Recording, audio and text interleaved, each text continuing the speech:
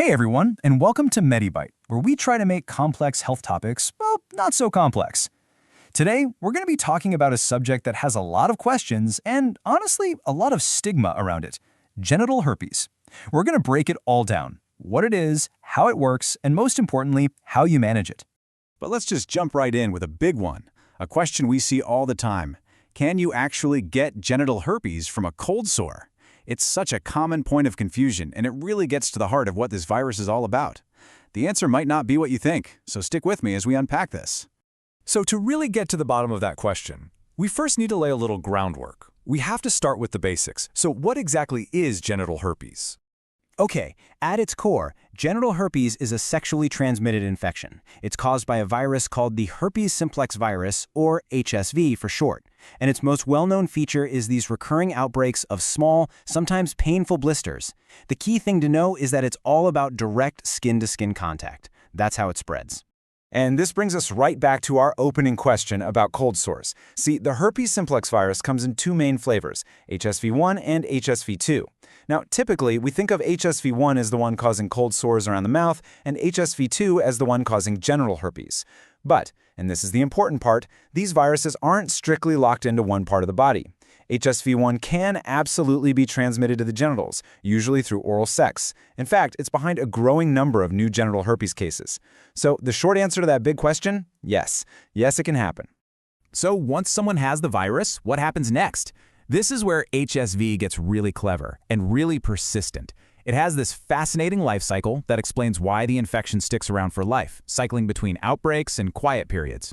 You can think of it in three stages. First, you have the primary infection. That's the very first outbreak. But once those sores heal up, the virus doesn't leave the body. Instead, it does something amazing. It retreats. It travels along these nerve pathways and basically goes to sleep, becoming dormant inside a bundle of nerve cells near your spine. It's kind of like it's hibernating. Then, different things can act as a trigger: stress, illness, you name it, and wake the virus up. It then travels right back down those same nerves to cause a new outbreak. It's this cycle of reactivating that makes it a lifelong condition. Okay, so we know the life cycle in theory, but what does an outbreak actually look and feel like? And how does a doctor confirm that it's actually herpes? Let's get into the symptoms and the diagnosis process. A person's very first infection is usually, unfortunately, the worst one. It can be more severe, with more blisters, and can even come with flu-like symptoms. Think fever, just feeling generally unwell. But the good news is that the recurrent infections that follow are almost always milder and don't last as long. A lot of times, people even get a little warning sign, like a specific tingling or itching feeling, before the sores show up. A typical recurrence is usually over in about a week. So how do you get a diagnosis? Well, it often starts with a simple physical exam by a doctor, since the blisters have a pretty distinct look. But to be 100% sure, they can take a quick swab from a sore and send it for testing. A PCR test is super common and really sensitive because it actually looks for the virus's DNA. There are also blood tests that can check for antibodies your immune system made to fight the virus, and these can even tell the difference between HSV1 and HSV2. And getting a diagnosis naturally leads to the biggest question of all: what do you do about it? How is it treated? And I want to be really clear here. While there isn't a cure, there are some incredibly effective ways to manage the virus and stay in control of your health. The main line of defense is a family of prescription medicines called antivirals. The three most common ones you'll hear about are acyclovir, valacyclovir, and famciclovir. And their job is basically threefold. They help relieve the symptoms during an outbreak, they can shorten how long the outbreak lasts, and if you take them every day, they can actually reduce how often you get outbreaks in the first place. Now, this next point is absolutely crucial to understand. These antiviral meds, they are fantastic at managing the symptoms, but they don't get rid of the virus itself.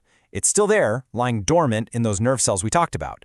So to be super clear, there's currently no cure for herpes, but it is a very, very manageable condition. All right, this brings us to our final section, and honestly, it might be the most important one. Because the virus is lifelong, really understanding how to prevent passing it on is everything. It's key for protecting yourself and, of course, your partners. This right here, this is one of the single most misunderstood things about herpes. You can be contagious even when you have absolutely no sores and no symptoms.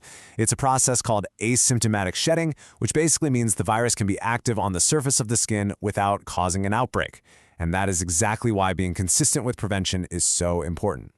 So, what are the best strategies? Well, the foundation of everything is open and honest communication with your partners, period. After that, using condoms consistently makes a huge difference. It really reduces the risk. But you have to know that condoms don't cover every patch of skin, so they lower the risk, they don't eliminate it entirely. And finally, for anyone who's pregnant, having a conversation with your doctor about your history is absolutely vital to make a plan to protect the baby during birth. Which kind of leaves us with a final thought to chew on. We've talked a lot about a virus today, but when it comes down to it, so much of this is about people and how we talk to each other. So the big question is, how can all of us use clear, non-judgmental communication to improve not just our own sexual health, but everyone's? And that's all we have time for today. If you found this explainer helpful and it cleared some things up for you, do us a favor and hit that like button. Maybe share it with someone who could use it. And of course, subscribe to MediByte for more simple takes on health. Thanks so much for watching.